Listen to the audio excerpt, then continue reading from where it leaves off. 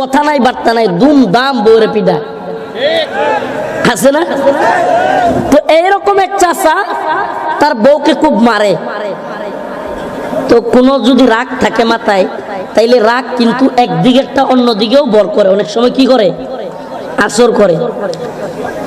তো চাচা সকালবেলায় চাচিরে পিডাইয়া চলে গেছে ক্ষেতের মধ্যে কাজ করতে, আর এদিকে চাচি রাগে লাঠি একটা নিয়া মোরগে আসছিল ধান খাইতে, মোরগরে দিছে বাড়ি, মোরগ গেছে মইরা।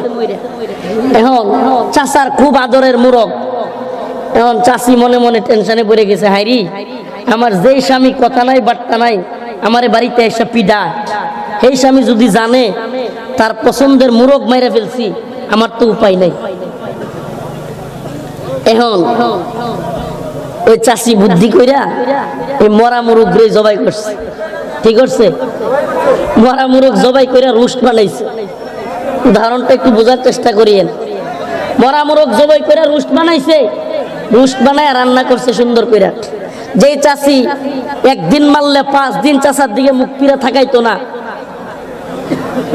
তাকানোর সিস্টেমই ভিন্ন হইতো। এখন মরা মুরগের রোস্ট রাইন্দা চাচা সুন্দর ক্ষেত থেকে বাড়িতে আসছে, চাচি গামছাটা নিয়ে গেছে, নিয়ে বলতেছে গোসল করে আসেন, সালাম দিছে। চাচা মনে মনে কয়, হাইরি আমি কি ভুলটাই না করতেছি, আমার কত ভালো বউটারে আমি হুদায় হুদায় মারি, এত মারি, তারপরে আমার বউ আমার এত আদর করে, হাই হাই। চাচার মনে এক ধরনের অনুশোচনা চলে আসছে। তো চাচা ওই ব্যক্তিকে, ওই তার বউকে বলতেছে, হা তোমাকে আমি অযথাই মারি, তুমি আমার জন্য গামছা নিয়ে আসলা। এবার গোসল করার পরে চাচা বাড়িতে গিয়া তো আরো অবাক, হাই হাই আমার বউ আমার লেগে একবারে দস্তরখান বিছাইয়া মাদুর পাটি বিছাইয়া একেবারে রোস্ট বানায় রাখছে মুরগের। চাচাই তো খুশিতে গদগদ হয়ে গেছে, হাই হাই। চাচা যেমনি খাইতে নিবে, চাচার একটা ছোট্ট মেয়ে চাচার দিকে ফেল ফেল করে তাকায় আছে। চাচাই ভাবছে, আরে বাচ্চাটা মনে হয় খাইতে চায়। তো বাচ্চাটা অল্প বয়স, সে মনে মনে কইতেছে, বাবা আমি তো খাইতে চাই না, মূলত ঘটনা তো আমি জানি, এখন যদি সত্য ঘটনা বলি তাইলে মাই খাবে মার, আর যদি সত্য ঘটনা না বলি বাবাই খাবে হারাম।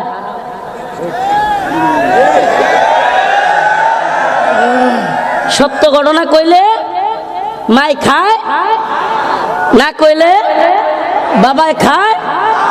এখন আমরা যারা দিনের দায়, আদাওয়াত মুঝে কিউ ইতনি, मैं तो कुरान का दाई हो, अरे আমরা তো কোরআনের দায়ী, কোরআনের ফেরি করে বেড়াই। শাইখুল হাদিস ইবনে শাইখুল হাদিস আল্লামা মামুনুল হক তো কোরআনের ফেরি করে বেড়ায়, মুফতি মাহমুদ হাসান গুনবী তো কোরআনের ফেরি করে বেড়ায়, রফিকুল ইসলাম মাদানী তো কোরআনের ফেরি করে বেড়ায়, শাইখ হারুন ইজহার তো কোরআনের ফেরি করে বেড়ায়, উলামায়ে হক্কানি, উলামায়ে রব্বানি এরা তো কোরআনের ফেরি করে বেড়ায়। এরা তো হক কথা বলতে আল্লাহর পক্ষ থেকে বাধ্য। আর আমরা যদি হক কথা না বলি উপরওয়ালা আমাদেরকে দিবে মায়ের, আর হক কথা বললে তোমরা দাও জেল জুলুম রিমান্ড। আমাদের তো যাওয়ার জায়গা নেই। আল্লাহ বলছেন, ইন্নাল্লাযীনা ইয়াকতুমুনা মা আনজালনা মিনাল কিতাবি ওয়াল হুদা মিন বাদি মা বায়ান্নাহু লিন-নাসি ফিল কিতাব উলাইকা লানুহুমুল্লাহ ওয়া ইয়ালানুহুমুল লাইনুন। কত ভয়ঙ্কর কথা আপনি কল্পনা করতে পারবেন? আলেমদের ব্যাপারে কত ভয়ঙ্কর আয়াত।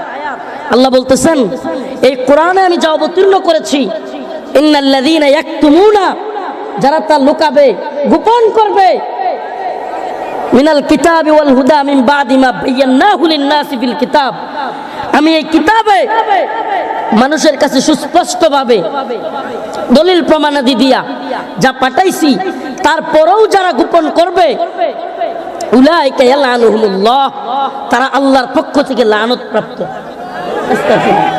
লানত পাবে। ওয়া ইয়ালানুহুমুল লাইনুন, সমস্ত লানতকারীরাও তাদের জন্য লানত করবে। তাহলে বলেন কোরআনকে লুকালে আমি আল্লাহর পক্ষ থেকে কি খাবো?